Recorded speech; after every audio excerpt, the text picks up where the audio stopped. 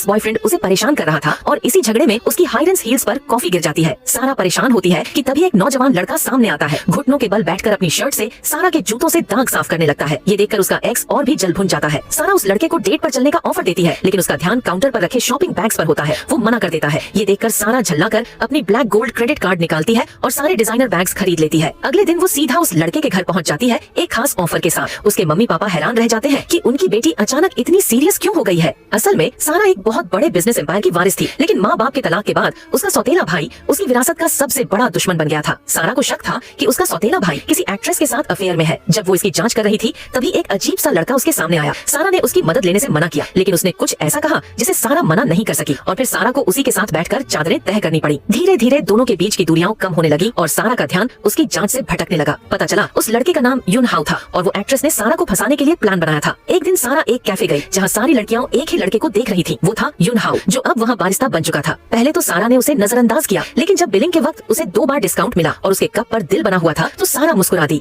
इसके बाद जहाँ जहाँ सारा जाती युन हाउ किसी न किसी बहाने से वहाँ पहुँच जाता। यहाँ तक कि मॉल में भी वो चुपचाप एक लाल गुलाब देकर चला गया। सारा सोचने लगी कि कहीं ये कोई नया फ्लर्टिंग स्टाइल तो नहीं। कुछ दिनों बाद जब सारा अपने ऑफिस में काम कर रही थी तो बाहर अचानक हंगामा मच गया। एक डिलीवरी बॉय बिना परमिशन अंदर घुस आया। सारा थोड़ी नाराज हुई, लेकिन वो डिलीवरी बॉय कहता है कि वो लेटर सिर्फ असली रिसीवर को ही देगा और सारा का आईडी देखने की जिद करता है। गुस्से में सारा आईडी टेबल पर पटक देती है, लेकिन अगले ही पल समझ जाती है कि वो डिलीवरी बॉय और कोई नहीं, खुद युन हाउ था। अब तो सारा को पक्का शक हो गया कि ये लड़का कुछ बड़ा खेल खेल रहा है, लेकिन बेचारा युन हाउ भी गलत समझा जा रहा था। उसका सपना था एक दिन पादरी प्रिस्ट बनना और इसी सपने को पूरा करने के लिए वो कई जगहों पर काम कर रहा था। लेकिन कहानी यहीं खत्म नहीं होती। दरअसल सारा के पापा एक रईस खानदान के दामाद बने थे, इसलिए उन्हें अपनी पहचान बनाने के लिए बहुत संघर्ष करना पड़ा था और सारा भी एक पावरफुल वुमन होने के कारण अक्सर समाज की जजमेंट का शिकार होती थी। सारा एक दिन कंपनी की शेयर होल्डर मीटिंग में गई, जहाँ उसे लगा कि अब जाकर उसको टैलेंट को पहचान मिल रही है, लेकिन वहाँ के कुछ बूढ़े बिजनेसमैन उसकी काबिलियत की तारीफ करने की बजाय सस्ते मजाक उड़ा रहे थे। ये सब सुनकर सारा को बहुत बुरा लगा, लेकिन वो वहाँ किसी से कुछ कह नहीं पाई। गुस्से में आकर उसने अपनी कार धोते धोते अपना गुस्सा निकालना शुरू किया। तभी वहाँ युन हाउ आया और बोला,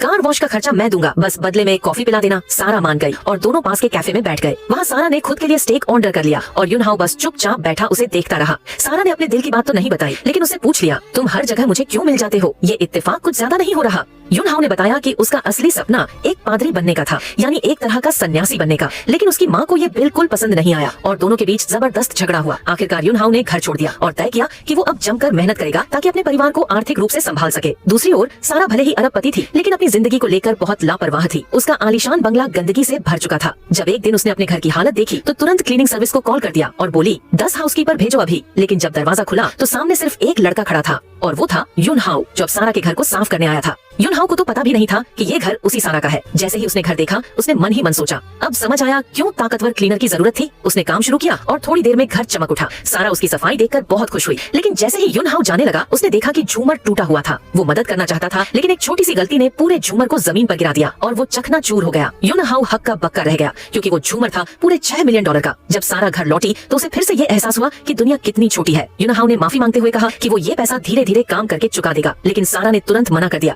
और कहा कि सीधा पैसा दे दो। मगर युन हाउ जिद पर अड़ा रहा, मैं रोज आकर सफाई करूंगा जब तक कर्ज चुकता न हो जाए। सारा थोड़ी हिचकी, एक लड़के को हाउसकीपर रखने में संकोच था, लेकिन जब युन हाउ ने बताया कि वो पादरी बनने वाला था और उसे लड़कियों में कोई दिलचस्पी नहीं है तो सारा ने राहत की सांस ली और मान गई। अगले दिन दोनों साथ में सुपरमार्केट गए घर का सामान खरीदने, लेकिन उन्हें देखकर कोई नहीं कह सकता था कि ये बॉस और कर्मचारी हैं। वो तो किसी कपल की तरह लग रहे थे। फिर युन हाउ को उसका एक पुराना साथी मिला। सारा अब नोटिस करने लगी थी कि युन हाउ ने जिंदगी में कितने तरह के काम किए हैं। जहाँ जाते हैं कोई न कोई उसे पहचान लेता है। सारा जो हमेशा शांत रहती थी अब अंदर से काफी उत्सुक हो चुकी थी। उसी दिन एक और बड़ी बिजनेस मीटिंग थी और हमेशा की तरह वही बूढ़े शेयर होल्डर्स वही पुरानी बातें दोहरा रहे थे। औरतें तो बस देखने के लिए होती हैं, लीडरशिप के लिए नहीं। सारा ने गुस्से को काबू में रखने की बहुत कोशिश की, लेकिन जब उसने देखा कि उसे सिर्फ एक औरत होने की वजह से ड्रिंक्स तक सर्व करने नहीं दिया जा रहा तो उसका दिल टूट गया और वो मीटिंग से उठकर चली गई। ऐसा लग रहा था जैसे इन शेयर होल्डर्स को ये भूल ही गया कि सारा का सौतेला भाई जूजू भी है। भले ही दोनों की आपस में अक्सर बहस होती रहती थी, लेकिन जब बात सारा की बेइज्जती की आती तो जूजू फौरन एक्शन में आ जाता। अगले ही दिन उसने सारे शेयर होल्डर्स को साफ साफ कह दिया,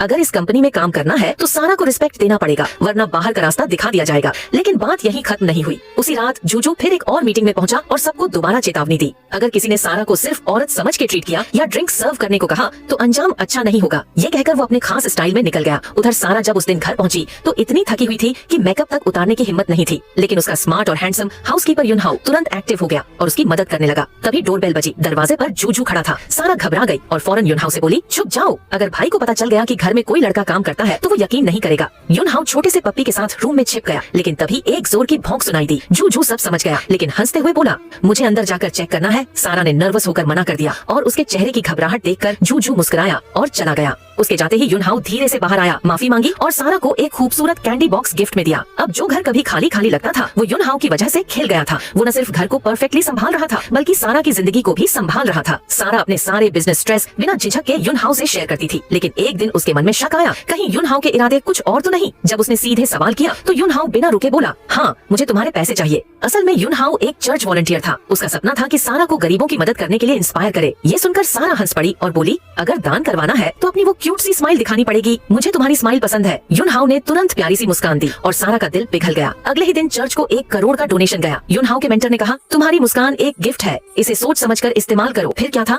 युन हाओ जब जब सारा को अपनी वो खास मुस्कान दिखाता, चर्च को नए नए गिफ्ट्स भेजे जाते। शुरुआत राशन से हुई थी, लेकिन धीरे धीरे लैपटॉप्स और स्मार्टफोन तक पहुंच गई। इस सब के बीच सबसे बड़ा बदलाव खुद सारा में आया। जो कभी एक ठंडी और स्ट्रिक्ट बिजनेस वुमन थी, वो अब एक प्यारी और चुलबुली लड़की बन गई थी। उसका क्वीन वाला एटीट्यूड तो बरकरार था, लेकिन अंदर से मासूमियत आ चुकी थी। एक दिन युन हाओ का छोटा पप्पी अचानक भाग गया। सारा और युन हाओ उसके पीछे भागे। दरवाजे पर पहुंचे ही थे कि एक फेमस एक्ट्रेस सामने आ गई। माहौल टेंस हो गया। ये वही एक्ट्रेस थी जिसे सारा ने एक बार अपने भाई जू जू की लव लाइफ के चलते इन्वेस्टिगेट किया था। अब जब उसने युन हाओ को सारा के घर में देखा तो गलतफहमी हो गई। सारा कुछ कहने ही वाली थी कि युन हाओ ने उसे अचानक अंदर खींच लिया। सारा हैरान रह गई, लेकिन युन हाओ की अगली बात ने उसे और भी चौंका दिया। जिस झूमर को युन हाओ ने तोड़ा था वो असल में बहुत महंगा नहीं था। उसने पैसे दिए, तोहफे दिए और सारा से आधिकारिक तौर पर अलविदा कह दिया। सारा के दिल में हजारों भावनाएं थी, लेकिन उसके पास उसे रोकने का कोई बहाना नहीं था। फिर पहली बार वो सारा, जो कभी किसी के सामने अपने जज्बात नहीं दिखाती थी, उसने उस लड़के से जो उससे 12 साल छोटा था एक ऐसा सवाल पूछ लिया जिसकी किसी को उम्मीद नहीं थी। सारा के जन्मदिन पर उसके पापा ने उसे एक कैंडुला पौधा भेजा, जिसका मतलब था खुशियां आएंगी। ये देखकर सारा के दिल में हल्की सी गर्माहट हुई। अगले दिन फैमिली गेट टुगेदर था। सारा को लगा शायद ये उसके बर्थडे के लिए है, लेकिन जब उसने वहाँ एक एक्ट्रेस को देखा उसका मूड खराब हो गया। असल में ये पार्टी उसके भाई जू जू और उसकी गर्लफ्रेंड के लिए थी, मगर तभी जू जू ने एक गिफ्ट निकालकर सारा को दिया, यानी वह उसका बर्थडे नहीं भूला था। पार्टी के बाद जब सारा जा रही थी तो वही एक्ट्रेस उसे रोकती है। अभी उनके बीच थोड़ी गलतफहमी बाकी थी, लेकिन जो उसने कहा उसने सारा के दिल को अंदर तक चीर दिया। जैसे सारा को बस किसी बहाने की तलाश थी,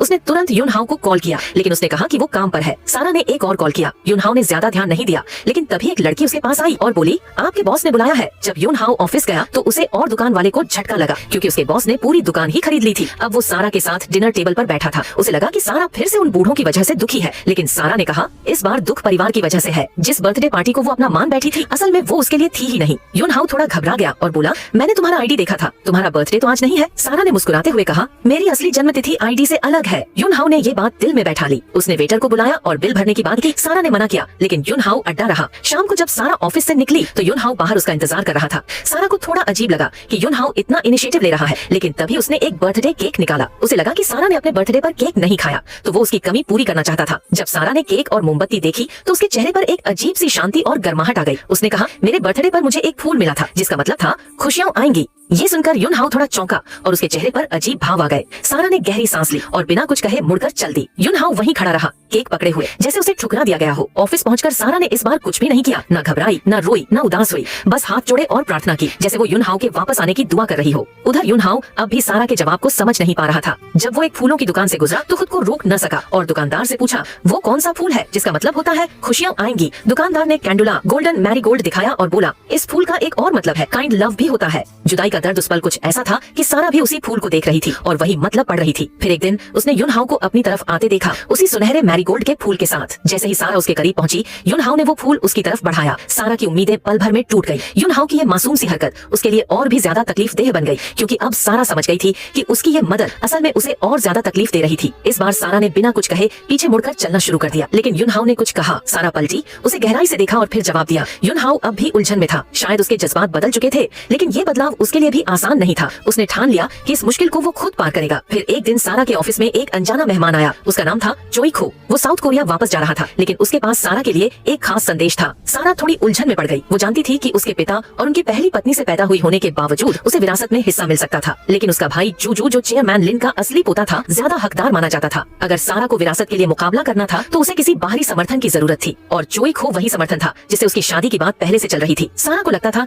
ये शादी बस एक बिजनेस डील है, लेकिन अब जब युन हाओ उसकी जिंदगी में आ चुका था तो सारा पूरी तरह उलझ गई थी। अगर वो शादी नहीं करती तो विरासत हाथ से जाती, और अगर शादी करती तो युन हाओ का क्या। ऑफिस में रखे फूल के गुलदस्ते को देखते हुए सारा ने हिम्मत जुटाई और तुरंत युन हाओ को कॉल किया। उस समय युन हाओ चर्च में था और एक पादरी से अपने दिल की बात कर रहा था। पादरी ने उसे सलाह दी कि अगर वो पादरी की पोशाक पहने तो शायद उसे अपने फैसलों के जवाब मिल जाएं। युन हाओ ने पादरी की बात मानी और चर्च की सीढ़ियों की तरफ बढ़ गया। उसी वक्त सारा भी चर्च पहुंच गई। युन हाओ को देखकर उसका दिल थोड़ा पिघला। उसे लगा शायद युन हाओ अब अपने फैसले ले चुका है और अब तैयार है। सारा दूर से युन हाओ को सीढ़ियों से नीचे उतरते देखती रही और उसकी आंखें भर आईं। युन हाओ समझ गया कि सारा अब भी उसे समझना चाहती है, लेकिन तभी सारा पीछे हट गई। युन हाओ सारा के पीछे पीछे उसके घर पहुंच गया। सारा को लगा कि वो खुद को सही ठहराने आया है, लेकिन युन हाओ ने कहा, मुझे पता है कि तुम सगाई कर चुकी हो, तुम्हारा मंगेतर चोई खो है। ये सुनकर सारा का चेहरा एकदम बदल गया, क्योंकि भले ही वो सगाई कर चुकी थी लेकिन उसने कभी अपने सच्चे जज्बात किसी से साझा नहीं किए थे। तभी चोई खो अंदर आया। वो सारा का मंगेतर था और उसकी शाही अकड़ से उसके इरादे साफ दिख रहे थे। सारा समझ गई कि ये बात करने का सही समय नहीं है, इसलिए उसने युन हाओ से कहा कि वो चला जाए। चोई खो की मौजूदगी और उसका दबदबा सारा को याद दिला रहा था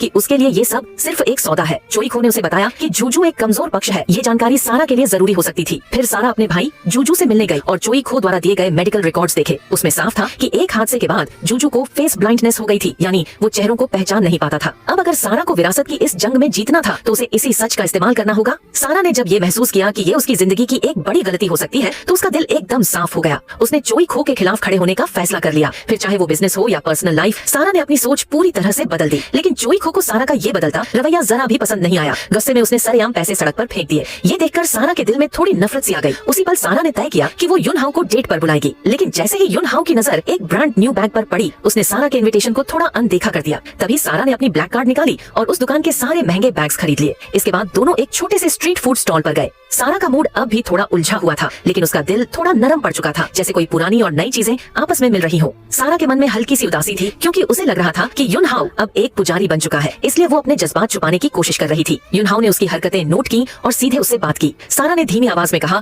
कि वो एक नकली और खराब औरत है और बस चाहती है कि दोनों अच्छे दोस्त बनकर रहे। युन हाओ ने हल्की सी मुस्कान दी और सारा बस उसे देखती रह गई। अगले दिन सारा ने अपने फैमिली फंक्शन में सबके सामने ऐलान कर दिया कि वो चोई खो से शादी नहीं करेगी, क्योंकि वो उससे प्यार ही नहीं करती। पापा ने उसका पूरा साथ दिया और खुशी खुशी उसके फैसले के साथ खड़े रहे। उसके भाई को पहले से पता था कि सारा का फैसला सिर्फ शादी न करने का नहीं, बल्कि उसके खिलाफ कोई बड़ा कदम उठाने का था। ये जानकर सबका मन हल्का हो गया और शादी की रुकावट भी हट गई। डिनर के बाद जब सारा और उसका भाई घर से निकल रहे थे तो पहली बार सारा ने अपने भाई को सच्चे दिल से पुकारा और अपने दिल की बात खुलकर कही। सारा ने सोचा अब उसे अपनी विरासत के लिए अपने भाई से लड़ने की जरूरत नहीं, क्योंकि अब उसके दिल में कुछ और है, एक और अच्छा फैसला। कुछ दिनों बाद चोई खो को जब पता चला कि शादी टूट गई है तो वो गुस्से में सारा के ऑफिस पहुंचा, लेकिन सारा बहुत शांति से खड़ी रही और बोली, मैं ये रिश्ता तोड़ना चाहती हूँ। चोई खो गुस्से में बोला, मैं तो सिर्फ इसलिए मदद कर रहा था क्योंकि मुझे लगा तुम मजबूर हो। फिर उसने सारा को धमकाया, लेकिन जब सारा चुपचाप रही तो उसने गुस्सा पी लिया और ऑफिस से चला गया। सारा ने चुपचाप युन हाओ को देखा, जो अब भी अपने फैसले पर अडिग था। सारा के चेहरे पर मुस्कान थी। उसे अब पूरा यकीन था कि उसने सही फैसला लिया है। युन हाओ अपने घर पहुंचा और काफी समय बाद अपने परिवार से बात की। जो परिवार पहले उसके पुजारी बनने के फैसले के खिलाफ था, अब वो भी उसका साथ देने लगा। लेकिन युन हाओ थोड़ा असहज महसूस कर रहा था, इसलिए बिना कुछ कहे अपने कमरे में चला गया। उसके मम्मी पापा ने कुछ नहीं कहा, लेकिन उसकी बहन सब समझ गई। उसने याओ से सीधा पूछा, तू किसी के साथ रिलेशनशिप में है क्या? और ज्यादा जानने की कोशिश करने लगी। इसी बीच एक लग्जरी कार उनके पास आकर रुकी। युन हाओ की बहन ने कार देखी और फिर उसमें से उतरती एक खूबसूरत लड़की को देखा। हैरानी से बोली, क्या बात है, युन हाओ ने इतनी सुंदर लड़की पसंद की है। उधर सारा को डर था कि शायद युन हाओ का परिवार उसे अपनाएगा नहीं, इसलिए थोड़ा परेशान थी। लेकिन युन हाओ और सारा ने कार में अच्छा वक्त बिताया। फिर उन्होंने अपने रिश्ते को ऑफिशियल कर दिया और डिनर पर चले गए, जहाँ उन्होंने अपने फ्यूचर प्लान्स पर खुलकर बात की। ये अब साफ था कि जब युन हाओ पादरी नहीं बन रहा था तो अब वो किसी और नौकरी के बारे में सोच रहा था। जब सारा ने सुना कि युन हाओ जज बनने की सोच रहा है तो वो थोड़ी हैरान रह गई, क्योंकि साउथ कोरिया में जुडिशियल एग्जाम्स बहुत मुश्किल होते हैं। लेकिन युन हाओ मुस्कुराया और बताया कि वो सोल यूनिवर्सिटी के लॉ डिपार्टमेंट से ग्रेजुएट है, इसलिए उसके लिए ये मुमकिन है। सारा को तभी समझ आया कि युन हाओ के परिवार वाले क्यों नहीं चाहते थे कि वो पादरी बने। किसी भी परिवार के लिए अपने बच्चे को ऐसा करियर चुनते देखना आसान नहीं होता। डिनर के बाद सारा ने युन हाओ को उसके घर ड्रॉप करने का ऑफर दिया। रास्ते में दोनों ने एक दूसरे के पेरेंट्स से मिलने की बात की, लेकिन युन हाओ को लगने लगा कि सारा के फैमिली की स्टेटस देखकर उस पर प्रेशर आ सकता है। जब सारा उसे बाहर तक छोड़ने आई तो मजाक में बोली, तुमने अपनी कार का किराया तो दिया ही नहीं। युन हाओ थोड़ा कंफ्यूज हुआ, लेकिन उसने तय किया कि अगली बार वो खुद सारा युन हाओ को ड्रॉप करेगा। अगले दिन जब सारा युन हाओ को स्कूल से लेने गई तो एक क्लासमेट पर उसकी नजर पड़ी। पहले तो सारा उसे इग्नोर करने वाली थी, लेकिन जब क्लासमेट ने युन हाओ को देखकर जलन दिखाई तो सारा को समझ आया कि अब युन हाओ को ये जलन पसंद नहीं। अब युन हाओ सारा को लेकर पजेसिव महसूस कर रहा था।